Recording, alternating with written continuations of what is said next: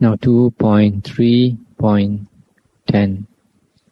The Buddha said, monks, these two conditions have part in knowledge. What two? Samatha and vipassana. Tranquilization and contemplation. If cultivated, what profit does samatha or tranquilization attain? The mind is cultivated. What profit results from a cultivated mind? All lust is abandoned. Monks, if contemplation, vipassana, is cultivated, what profit does it attain? Insight is cultivated. If insight is cultivated, what profit does it attain? All ignorance is abandoned. A mind defiled by lust is not set free, nor can insight defiled by ignorance be cultivated. Indeed, monks, this ceasing of lust is the mind's release. This ceasing of lust is liberation by mind.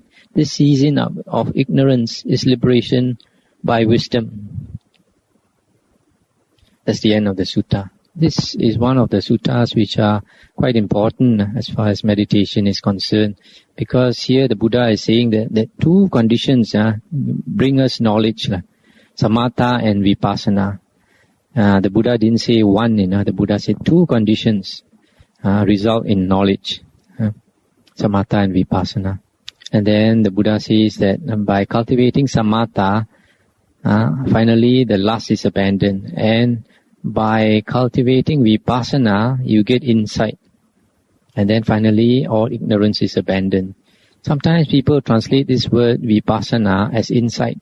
But here you notice that vipassana, if cultivated, results in insight or wisdom. So, vipassana cannot be insight or wisdom.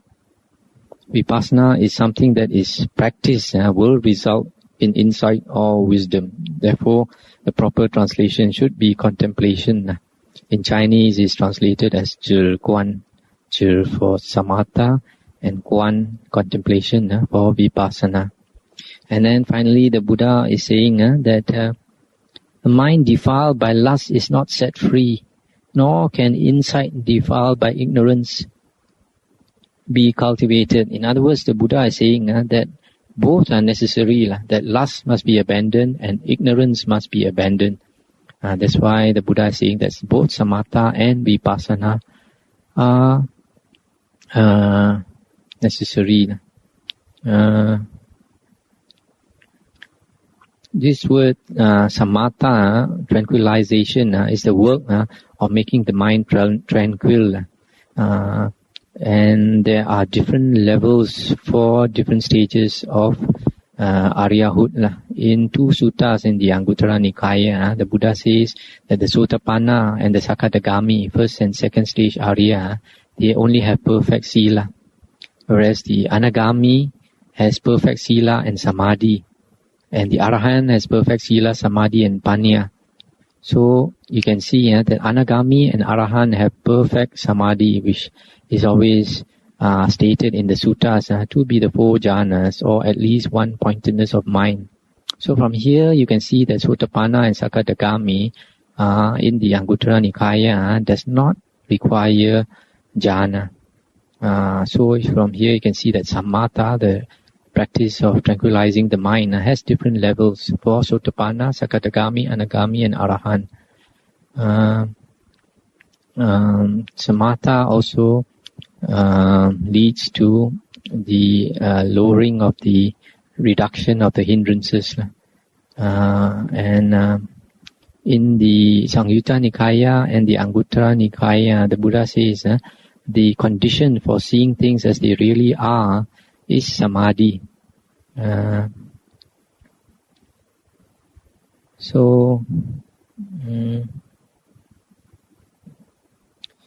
Nowadays, sometimes we have some controversy over the people who practice samatha and people who practice vipassana.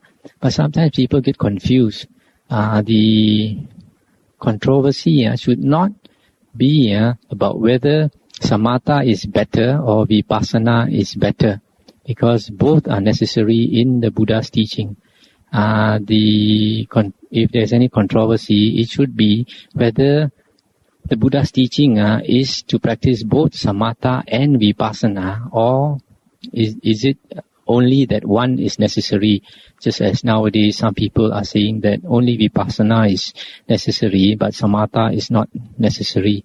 For this, we see in one sutta in Anguttara Nikaya 4.170, where the Arahant Ananda said in his old age that there are only 4 ways to Arahanthood. The first way is samatha first, followed by vipassana. The second method is vipassana first, followed by samatha.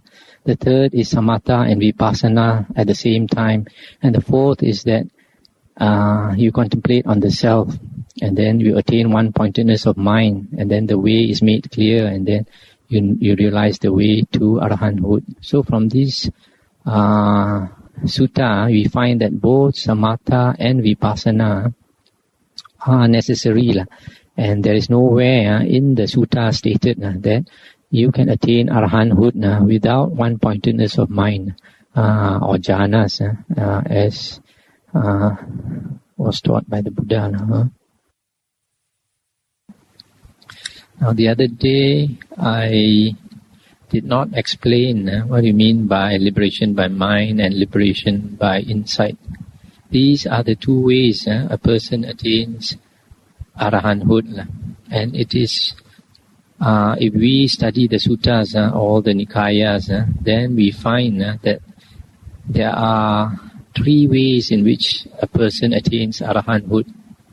One is the person attains the 4 Rupa Jhanas, and then the 4 Arupa Jhanas, and then after that cessation of perception and feeling. And coming out from cessation of perception and feeling, then he attains this liberation. And the second one is he attains the 4 jhanas, and coming out of the 4 jhanas, he contemplates 4 noble truths, etc., and he becomes an arahant. The third way a person becomes an arahant, according to the suttas, is when he does not use the jhanas at the moment of liberation, like the case of the arahant Sariputta.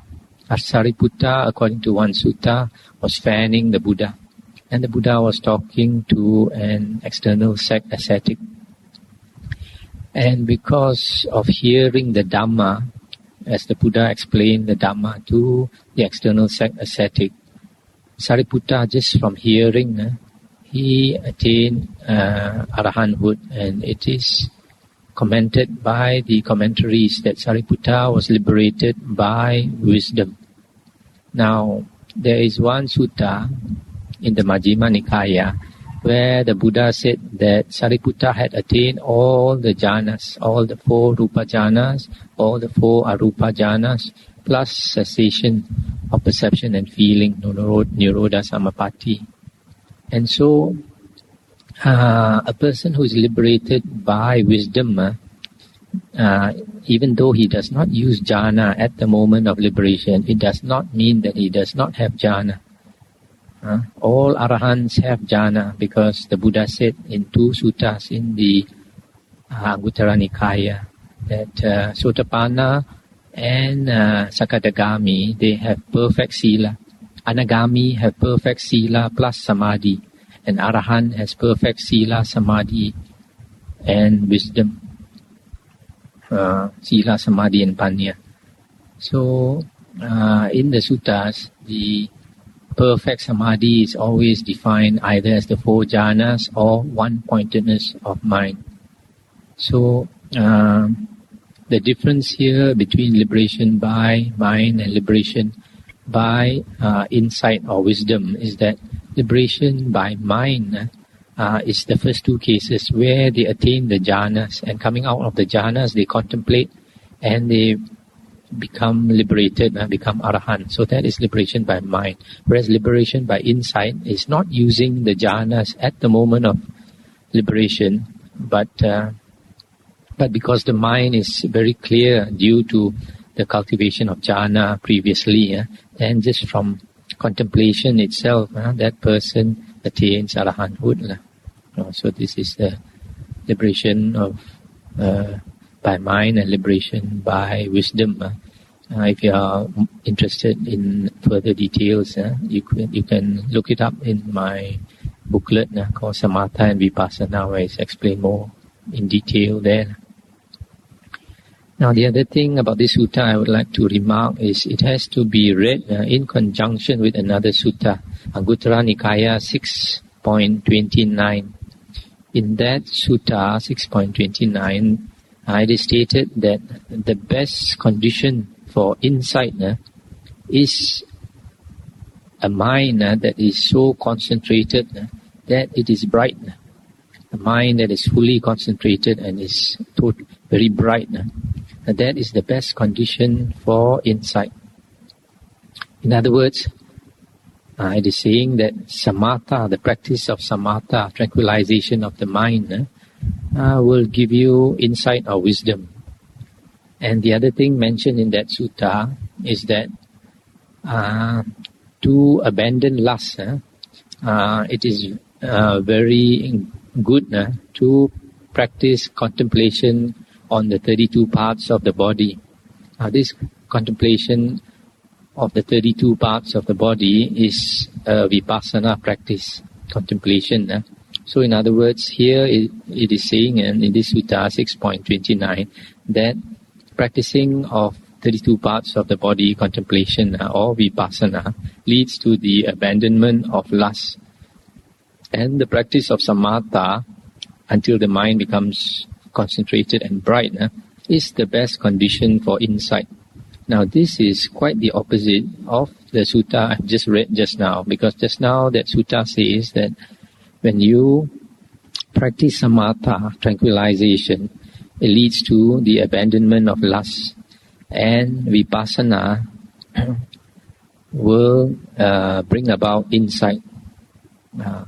So that is why suttas have to be compared. If you just read one, you get a one-sided picture. So basically, what these two suttas also say is that samatha and vipassana are both necessary for knowledge or insight.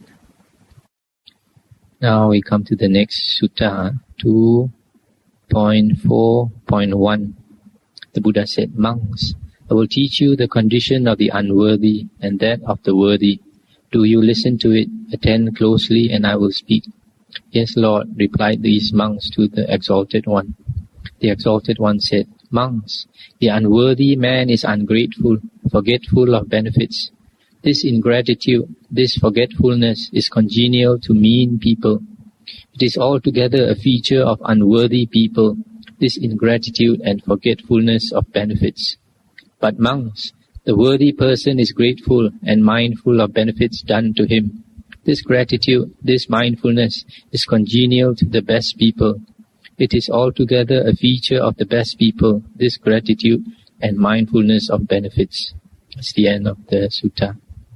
This sutta is telling us that we should be grateful to those people who have benefited us, especially our parents, our elders, our teachers, monks who have taught us, etc.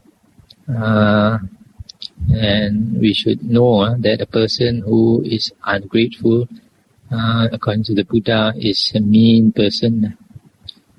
Especially people like our parents, whom we owe a lot. And we can see this in the next sutta. The next sutta, 2.4.2, the Buddha said, "Monks, one can never repay two persons, I declare." "What two?" "Mother and father.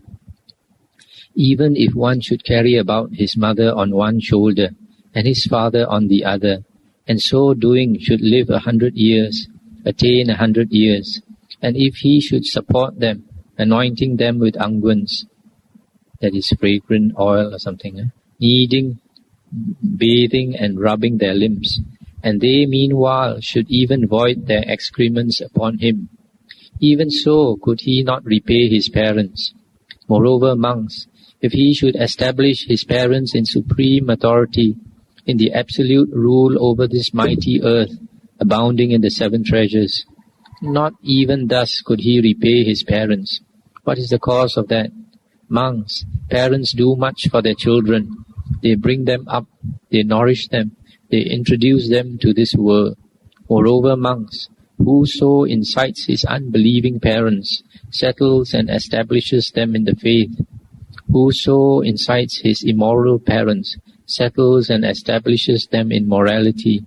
Whoso incites his stingy parents, settles and establishes them in liberality. Whoso incites his foolish parents, settles and establishes them in wisdom. Such a one, just by so doing, does more than repay what is due to his parents. That's the end of the sutta. So here the Buddha is saying that if we should take care of our parents for 100 years, taking good care of them, bathing and massaging them, etc., carrying them about on your shoulder, even for 100 years, you still cannot pay back the debt of the parents, owed to your parents, because when we are young, if all of us try to recall, we know on many occasions when we were young and helpless, when we were sick, many a times we could have passed away if not for the great care that our parents showered on us, especially our mother. All of us, we know that the mother usually takes more care of the children personally than the father. That's why in the Indian tradition they always talk about Mata Pitu, mother first, mother, father. Whereas in the Chinese tradition we always say father first and then mother. And so you see, even if we were to take good care of our parents until they died, it's difficult to repay their kindness. So you can think of a person who is not filial to his parents, somebody who does not take care of the parents, and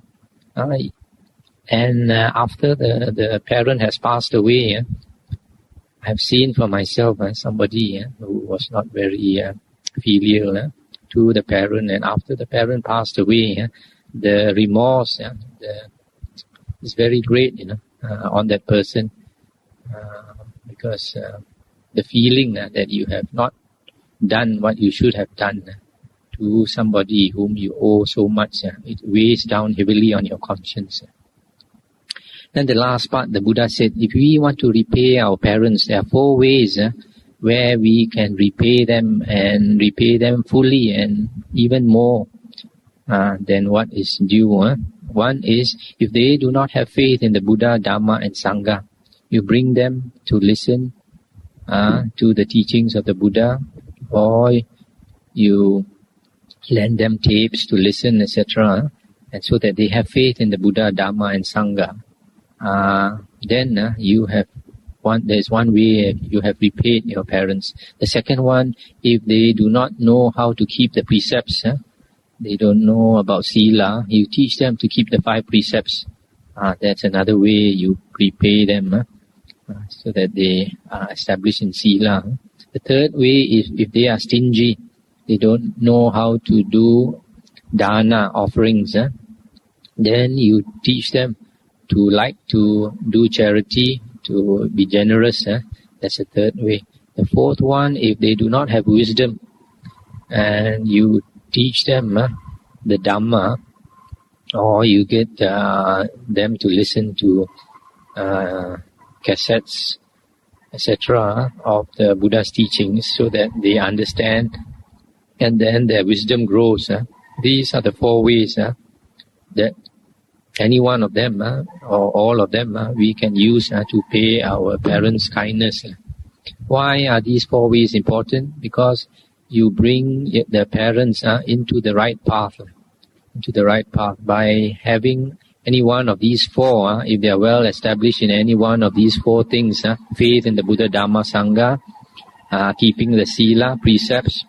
Third one, being generous, liking to do dana, offerings, and the fourth one is having wisdom, then at least they would not fall into the woeful plains in the next life.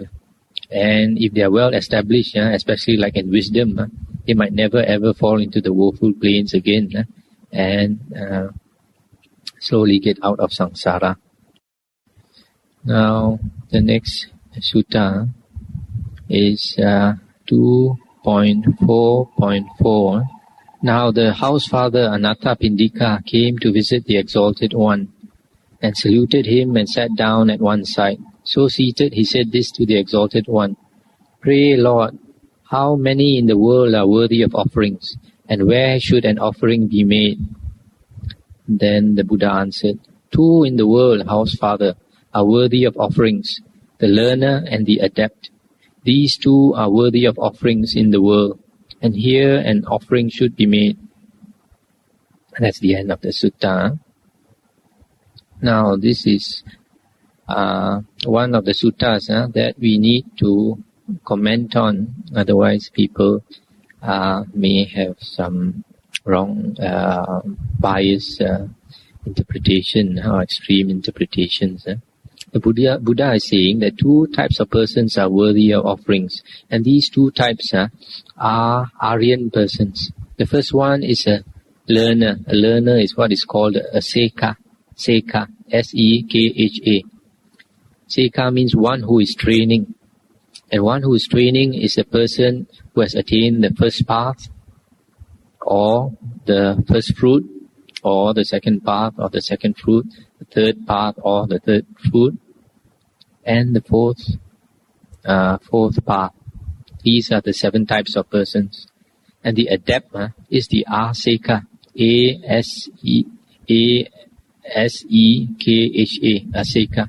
Asekha is one who is no more learning. That means an Arahant. Arahant is a 4th fruit person. And these areas, there are 8 areas. It's not that there are 4 areas, there are 8 areas. Later on, we can see some suttas which can prove that you have 8 persons actually, not 4. There are some teachings, some later books like the Abhidhamma and commentaries, which say that when a person attains the path, he immediately attains the fruit. But later I can show you some suttas where it is not quite so. You can have a person who is on the path, and he can be on the path for many years before he attains the fruit. So here the Buddha is saying that these Aryans are worthy of offering. And it is partly because of a sutta like this. There are some people, they due to the greed for merit, sometimes they only like to make offerings to monks that they think are Aryans, and they think that other monks are not worthy of offerings, and this is not the Buddha's teachings. The Buddha has said in some other sutta, I think in the Anguttara Nikaya, that if you make offerings to monks with a selfish motive to get such and such merit, then it reduces your merit. That's one thing we have to know. The other thing is, the Buddha has stated in the Anguttara Nikaya 4.60 that it is the lay person's duty to supply the Sangha with the 4 requisites.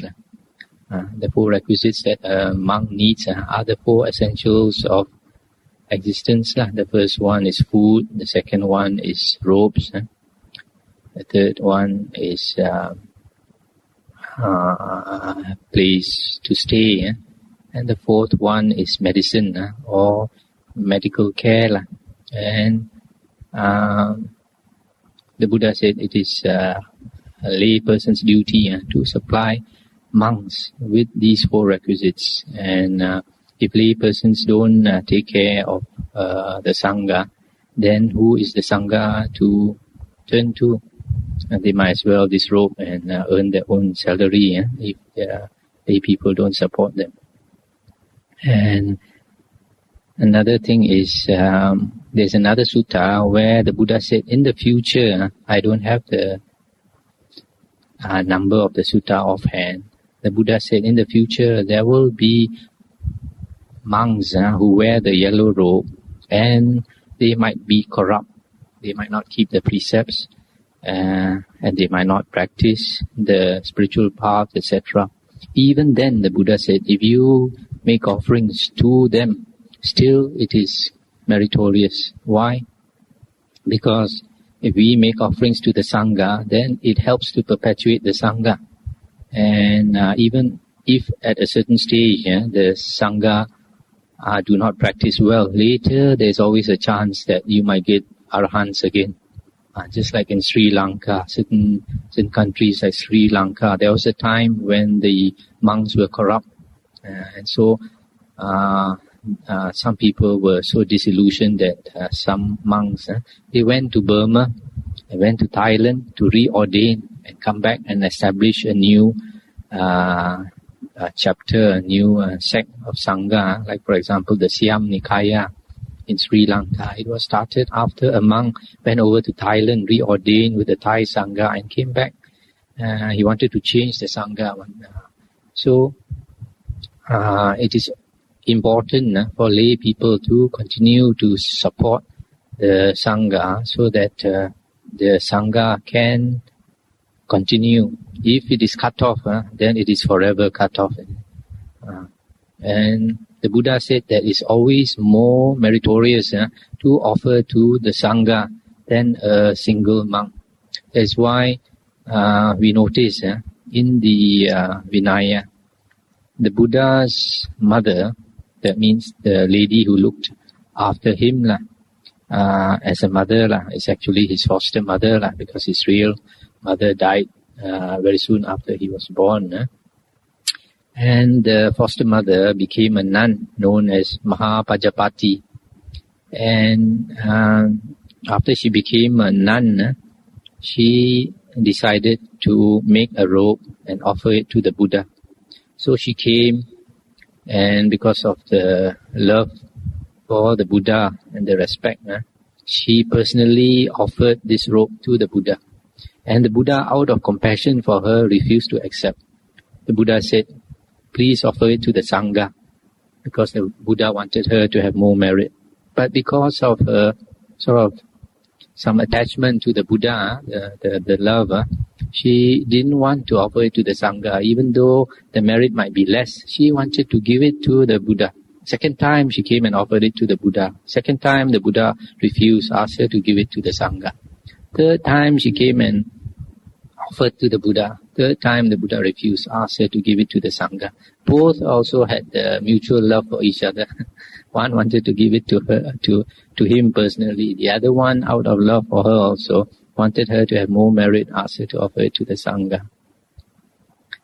The other thing is, it is stated in the sutta that of all the material offerings that a person can give, the highest material offering is to make a monastery, either to offer the land for a monastery or to help build a monastery for the Sangha. And the Buddha said, by offering a monastery to the Sangha, the merit is higher than feeding the Buddha and all the Arahant disciples. All the Arahant disciples together, feeding them is not so meritorious as offering a monastery for the Sangha to live. Why? Because by offering a place for the Sangha to live, then the Sangha is perpetuated. It continues years and years and years. Now, the other thing is, lay people should not discriminate too much between monks. The Buddha said in one sutta that lay people should not be too attached to one particular monk. The details are given in that sutta. There's no need to mention it here. And why? Because it is very difficult for lay people to distinguish between monks. And in the suttas we find even an anagami like the lay person Chitta, Even though he's an anagami, when he invites monks to his house, he bows down to them. Even though they are putujana or what, even he is an anagami, he bows to the monks because he is bowing not to the particular monk, he is bowing to the sangha. The monks represent the sangha. In the Anguttara Nikaya 4.4, the Buddha says that if you treat 4 persons badly, you have wrong conduct towards 4 persons, you create much demerit. One is to the Buddha. The second one is to his disciples, that means his monk disciples. Third one is mother. The fourth one is father.